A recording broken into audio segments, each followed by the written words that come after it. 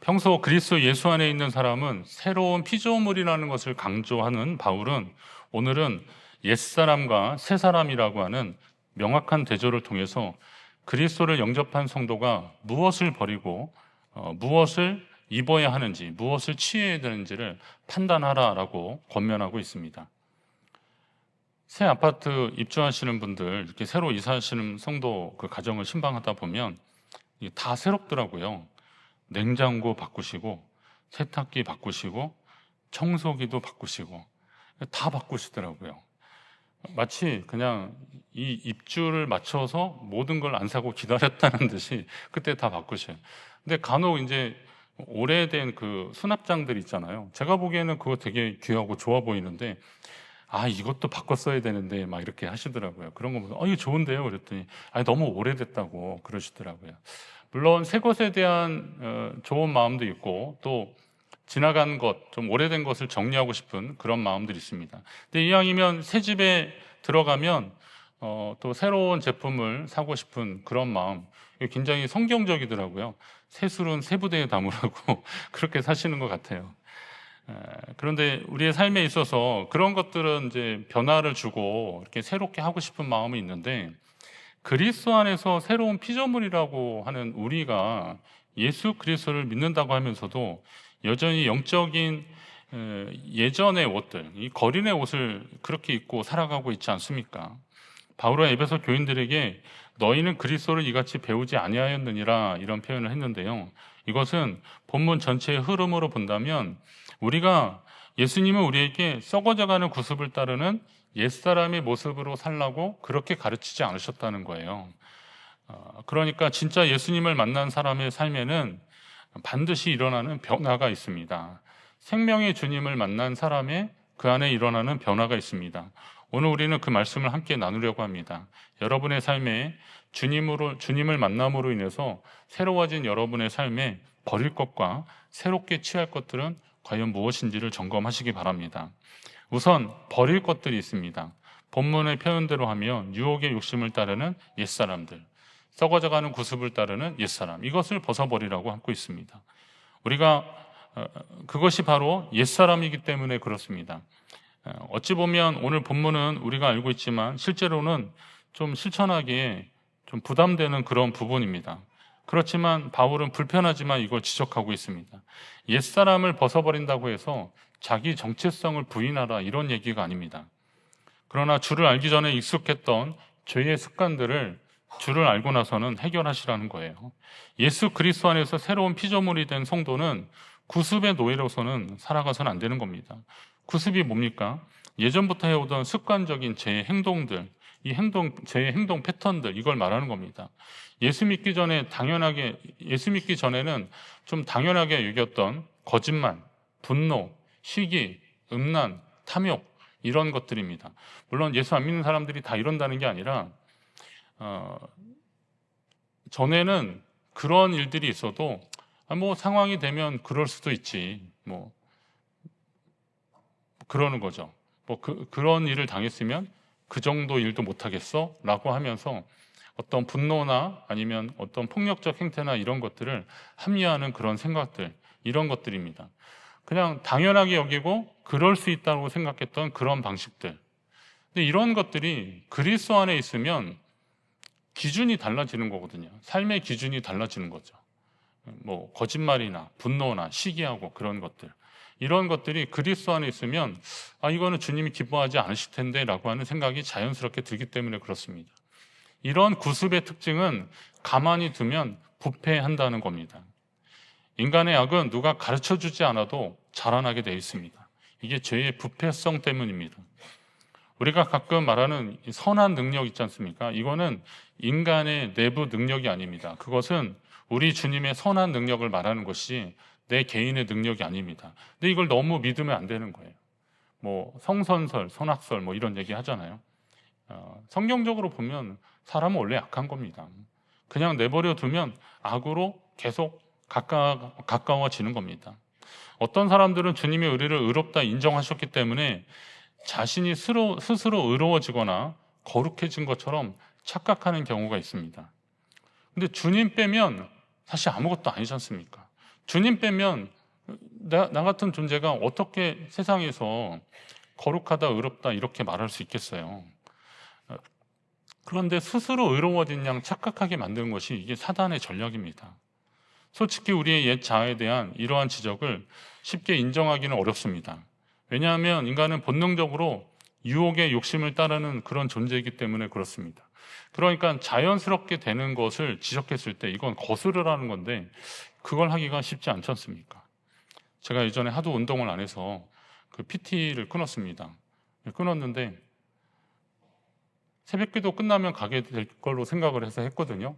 근데 뭐 신방 일정 생각하고 그러니까 그거 가고 갔다 오기가 좀 피곤한 것 같아요. 그래서 처음엔 좀 열심히 다니다가 이제 빠지기 시작했습니다.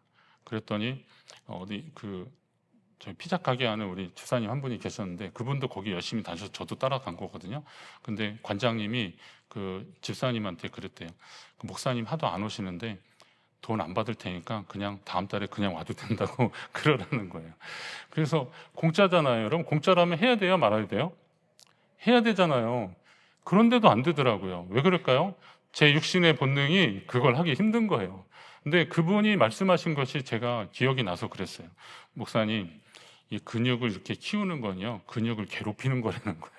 이걸 가만 놔두면 다 빠진대요. 그러니까 이거를 계속 괴롭히셔가지고 한 이틀하고 하루 쉬고 이런 식으로 인터벌을 주면서 그것도 이제 코치를 잘 받아서 그렇게 하면 이 근육이 성이 나는 거라는 거예요. 우리가 그래서 표현할 때 성난 근육 막 이렇게 예능 프로에서 얘기하잖아요. 그게 맞더라고요. 근데 제가 이제 그걸 안 할 핑계를 대니까 왜 가만히 있는 근육을 괴롭혀. 이게 제 본능의 소리인 거죠. 그리고 또 피곤이라고 하는 합당한 또 이유도 있고 그러니까 저는 점점 멀어지게 됐더라고요. 다시는 저한테 PT 하자는 그 집사님 권면이 없습니다. 본능이라는 게 그렇더라고요.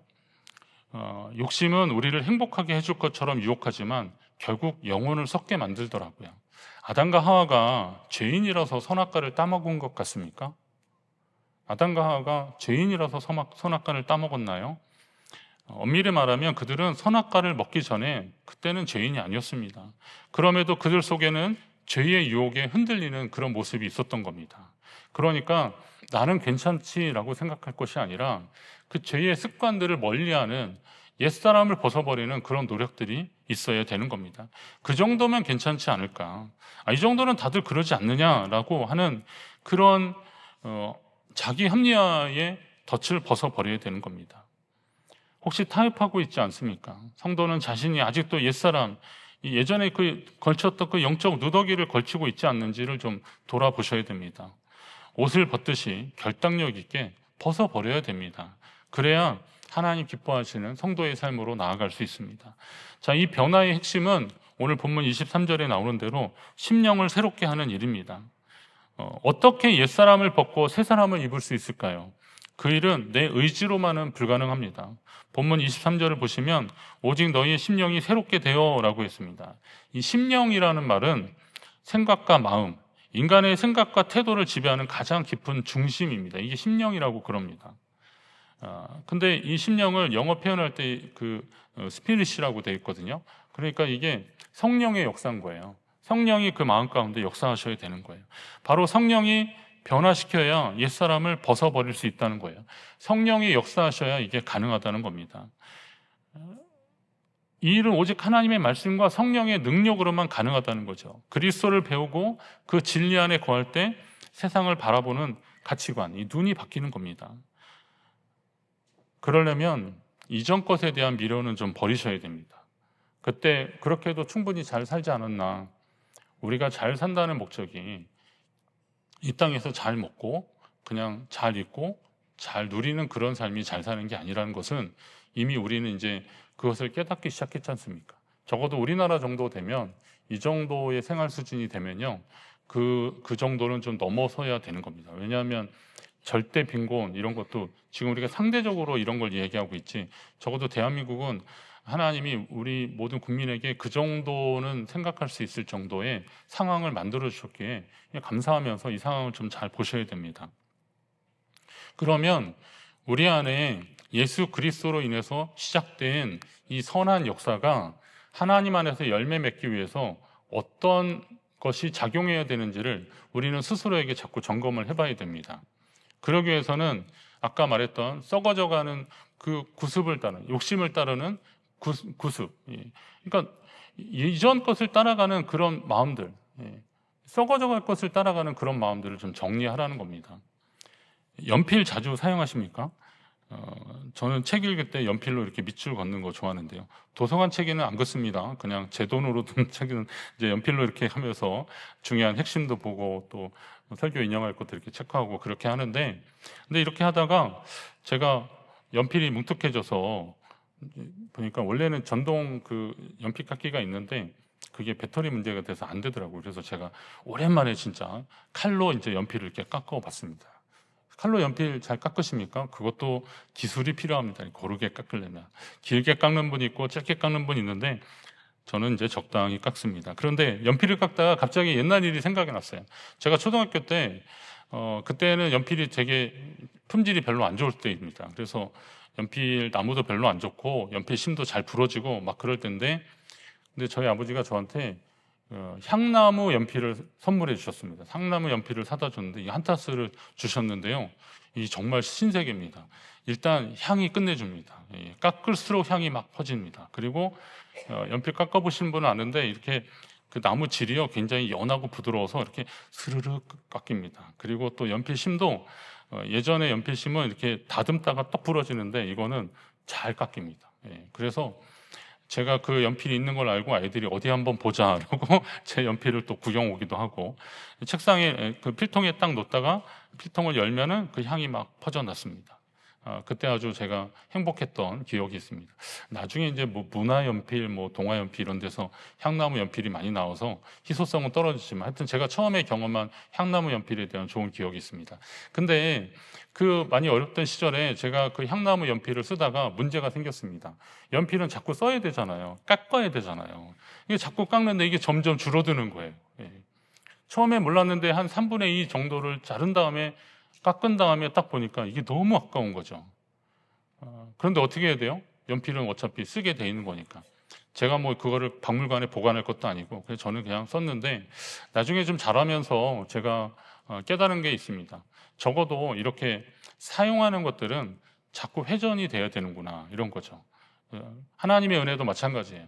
제가 지난번에 은혜는 목적이 아니라 도구라고 그랬잖아요. 하나님의 일을 하는 도구, 수단이라고 그랬는데 이것을 아깝다고 보존만 할 것이 아니라 이것을 자꾸 소비를 해야 되는 거거든요. 그래야 하나님이 채워주시는 거죠. 이전에 내가 좋다고 생각하는 거 아무리 귀해도 그걸 가지고 밑줄 치고 공부하고 그리고 시험 잘 보고 그러면서 제게 유익이 되도록 해야 되는 것이 중요하지, 그거 아깝다고 해서 그냥 가만히 놔둬서는 되겠습니까? 우리 인생도 마찬가지입니다. 하나님이 우리에게 허락하신 것들을 주를 위해서 사용하시기 바랍니다. 그리고 그걸 아껴하지 마십시오.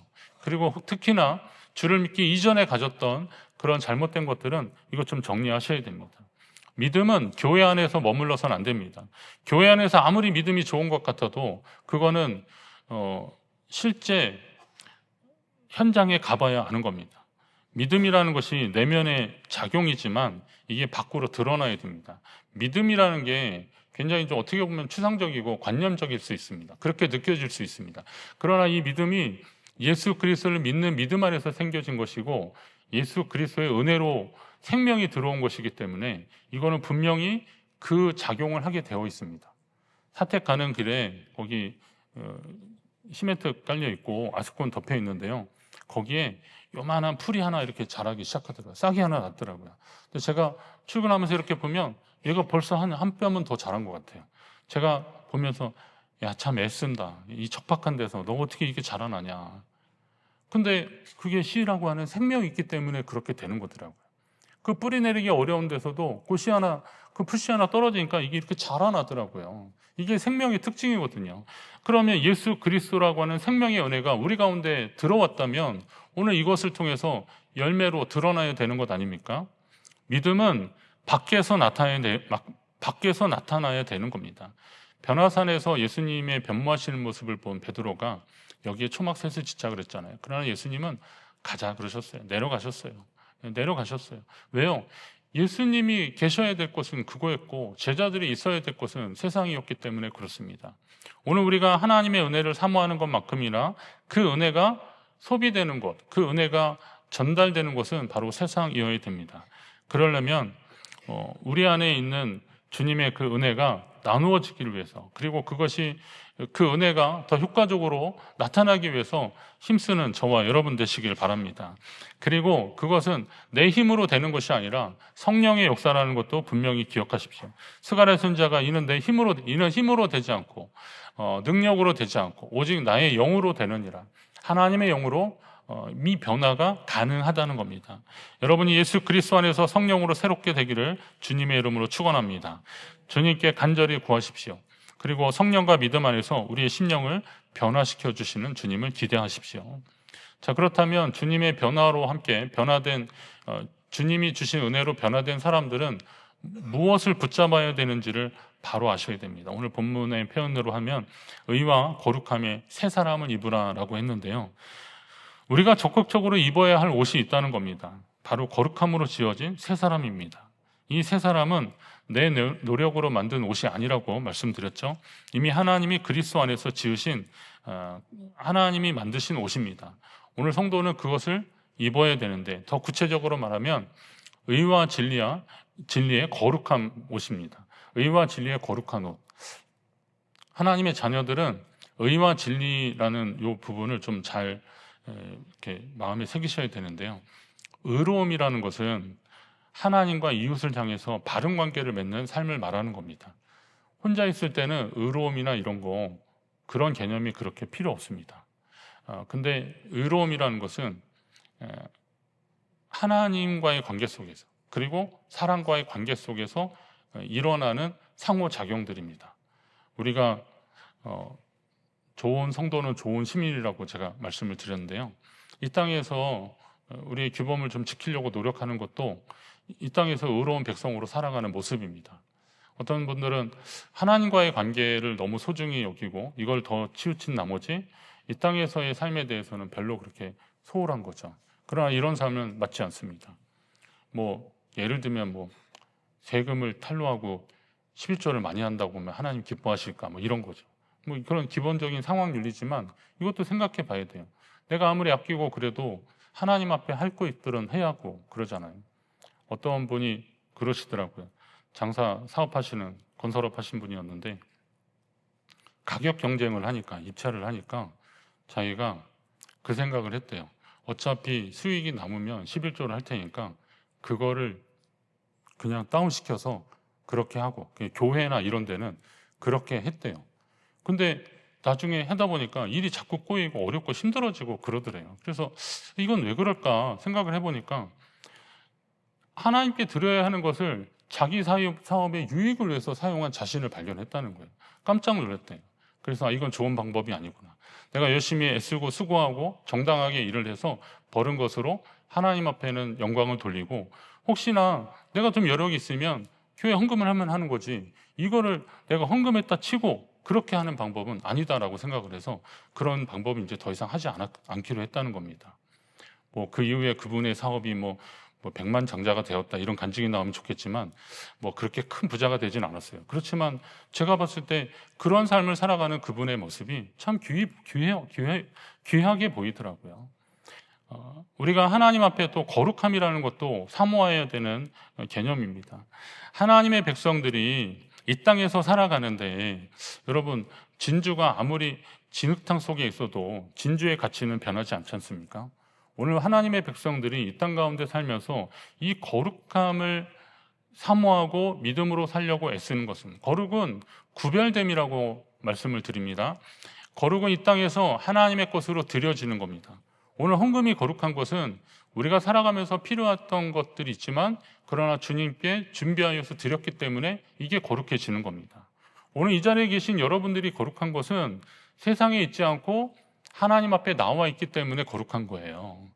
그러니까 행위가 거룩해서 거룩한 게 아니라 구별되어서 거룩한 거예요. 그렇다면 오늘 우리가 이 땅에 살아가면서 이 존재의 이유가 하나님 백성으로 살려고 애쓰는 그런 노력들이 분명히 있어야 한다는 겁니다. 거룩하게 구별된 자로 살아가는 사람들을 하나님이 기뻐하시는 겁니다. 하나님이 예수 그리스도를 통해서 우리에게 베푸시는 또 은혜는 하나님의 형상을 회복하는 은혜라는 것도 아셔야 됩니다. 우리는 죄를 지음으로 인하여서 하나님의 형상을 잃어버린 사람들이잖아요. 예수 그리스도를 통해서 하나님이 형상이 회복되기를 원하는 거예요. 하나님과 교제하고 믿음으로 예배하며 주님 백성으로 살아가는 것. 아담아 했을 때 두려워서 숨는 사람들이 아니라 하나님 하면서 앞으로 나가는, 기쁨으로 나가는 사람들. 이게 하나님의 형상이 회복된 사람들이거든요. 오늘 우리가 하나님을 기쁨으로 만나는 사람들이 되어야 되는 겁니다. 예수 안에서 변화된 사람들이 이 거룩한 변화를 계속해야 되는 것, 멈추지 말아야 되는 것은 세상은 어떻게 하든 하나님과 우리 사이를 떼어놓으려 하기 때문에 그렇습니다. 아까 제가 PT 얘기도 했잖아요. 한 번, 두 번 이렇게 멀어지기 시작하면 다시 회복되기 참 어렵습니다. 그리고 사탄은 어떻게 하든 하나님과 우리 사이를 갈라놓으려고 하고 있습니다. 그렇기 때문에 그런 노력들을 꾸준히 계속하셔야 됩니다. 주님과 교제하십시오. 말씀으로, 기도로, 예배로 주님과 교제하십시오. 주님과 사귀면 주님을 닮아가고 주 닮는 사람들 모습 통해서 사람들이 세상은 하나님을 또 보게 될 것입니다. 옛사람을 버리는 소극적인 태도에서 벗어나서 이제는 매일 아침 하나님이 기뻐하시는 새 옷을 입으려고 노력하십시오. 하나님의 의와 거룩함을 선택하는 적극적인 삶을 여러분 가운데 계속 만들어 가십시오. 그러면 하나님이 그것을 통해서 우리 가운데 역사하실 줄로 믿습니다.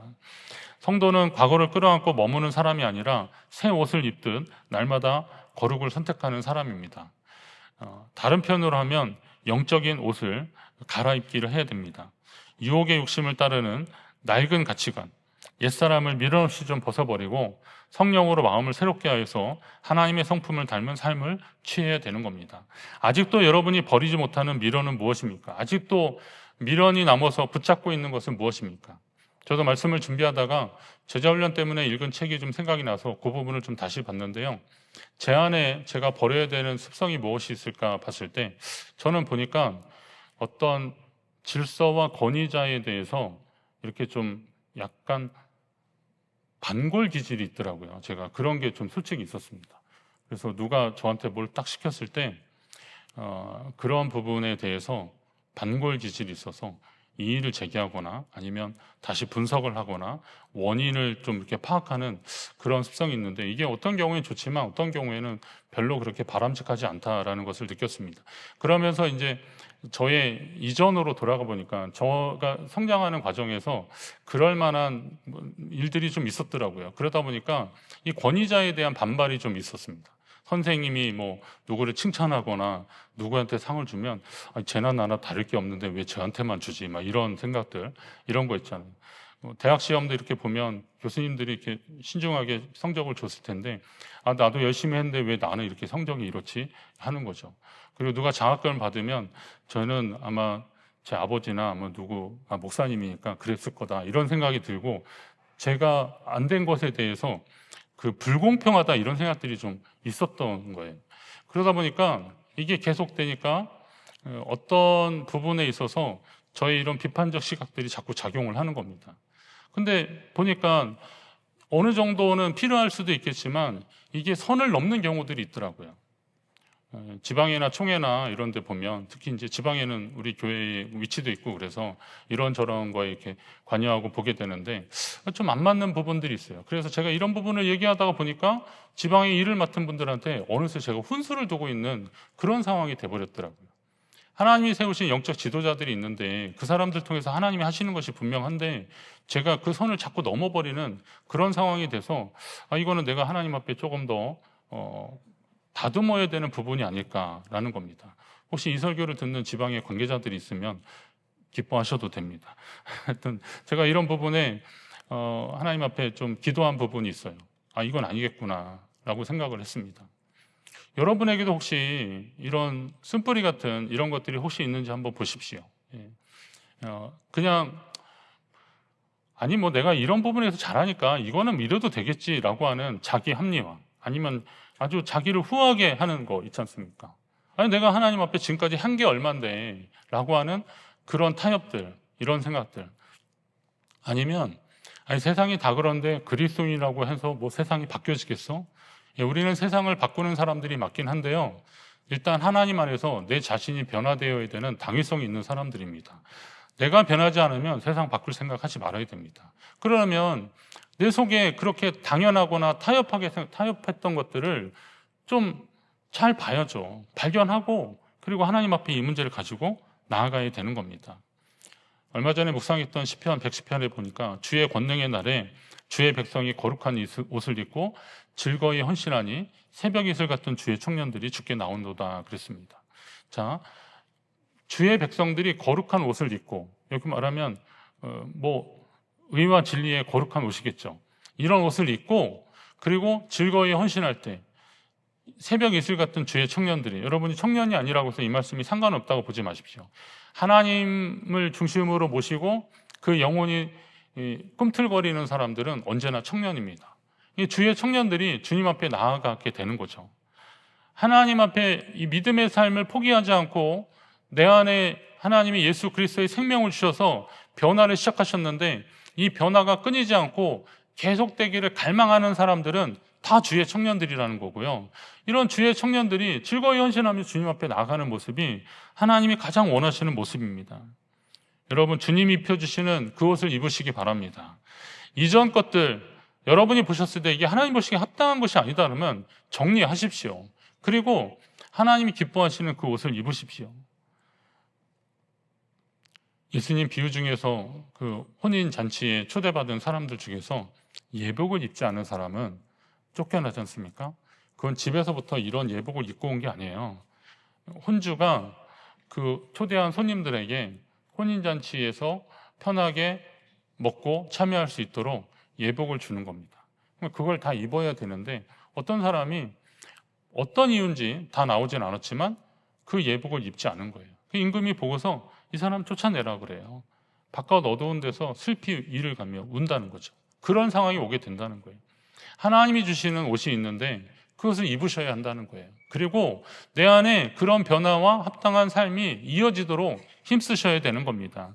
이제 구분하고 결단하십시오. 오늘 여러분이 저 예배의 문을 나서면서 이전의 습관들이 무엇인지를 좀 고민하셔야 됩니다. 그리고 주님 안에서 내가 취해야 될 것은 무엇인지도 또 고민하셔야 됩니다.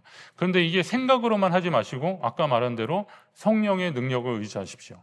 하나님이 여러분에게 주시는 그 지혜를 구하십시오. 그럴 때 하나님이 분별하게 하실 것이고 정리하면 또 정리하게 하실 것이고 그럴 겁니다. 이전의 습관들 정리할 수 있으면 정리하십시오.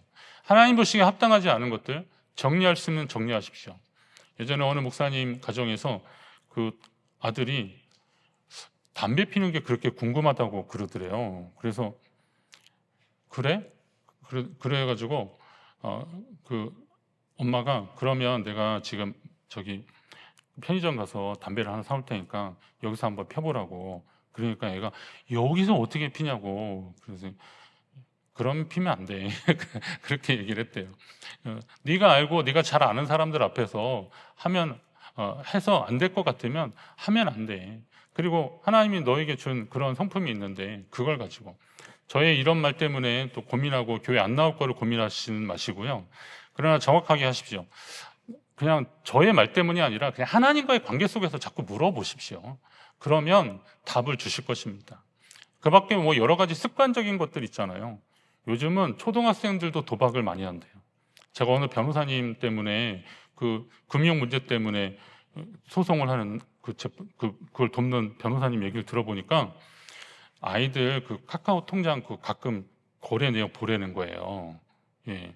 애들이 몇 살 이상만 되면 그거 온라인 통장 만들 수 있거든요. 실물 통장 아니고. 근데 거기에 돈이 왔다 갔다 한대요. 예. 그럼 이거 수상한 거래요. 근데 부모들이 그냥 알아서 하고 용돈 채워주기는 좋은데 그거를 좀 잘 보내는 거예요. 의외로 많다는 거예요. 근데 이게 점점 자라나면 판이 점점 커지는 겁니다. 인생이 정말 망가지는 거예요. 습관적인 것들 이거 잘 하셔야 됩니다. 그래야만 하나님이 기뻐하시는 거룩한 삶을 향해서 나아갈 수 있습니다. 제가 오늘 이런 이야기를 좀 이 뒷부분은 약간 예정 없이 말씀을 드린 건데요. 그런 말씀을 꼭 하고 싶은 마음이 자꾸 들어서 그런 겁니다. 누군가에게는 이것이 새겨졌으면 좋겠어요. 그리고 하나님 기뻐하시는 삶을 향해서 나아가십시오. 의존하는 거, 그거에 의존하는 게 결국은 이게 포이즌, 중독이거든요. 근데 이게 결국은 내 삶을 망가뜨리는 거예요. 아이들만 걱정할 것이 아니라 어른들에게도 그런 게 너무나 많이 있어요. 오늘 우리가 거룩한 주의 자녀로 믿음으로 살려면 이런 결단이 필요합니다. 우리 가운데 이런 결단으로 인해서 하나님이 입혀주시는 거룩한 옷을 입고 믿음으로 주님 앞에 나아가고 또 하나님의 자녀답게, 왕의 자녀답게 당당하게 이 땅 가운데 살아가는 저와 여러분 되시기를 간절히 바랍니다.